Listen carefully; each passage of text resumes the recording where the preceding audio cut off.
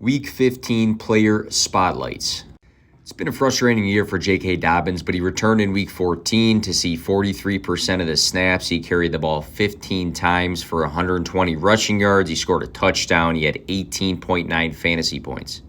He's still probably not 100%, but it was encouraging to see him have a good fantasy week, along with having his second highest rushing total in his career. J.K. Dobbins gets the Browns this week, who are the third best running back matchup for fantasy. Miles Sanders has had over 140 rushing yards in 2 out of 3 of his last games. 3 total games above 130 rushing yards on the year. After not scoring a touchdown in 2021, he has 11 this season.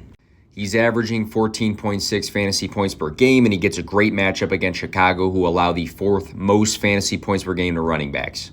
Jerick McKinnon went off last week, but I want to highlight Isaiah Pacheco. Pacheco has rushed for 82, 107, 69, 66, and 70 yards on the ground since Week 10. 2 out of 3 of his last games, he's had over 15 fantasy points.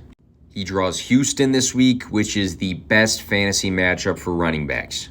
Chris Olave has had under 12 fantasy points the last 2 weeks, but in Week 11 he exploded for 21.2 fantasy points, marking his second game above 20 fantasy points this season.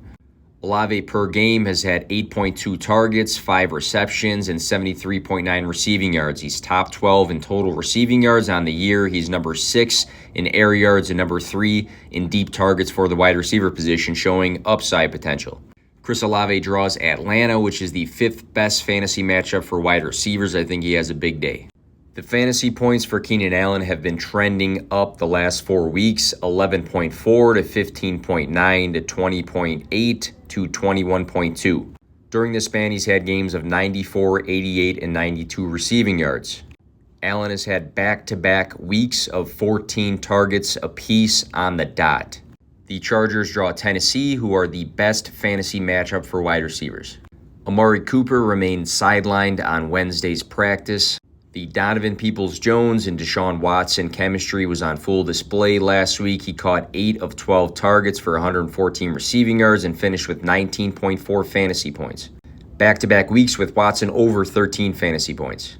Peoples-Jones draws Baltimore, who is the 7th best fantasy matchup for wide receivers, and he's shown plenty of receiving yard upside this season.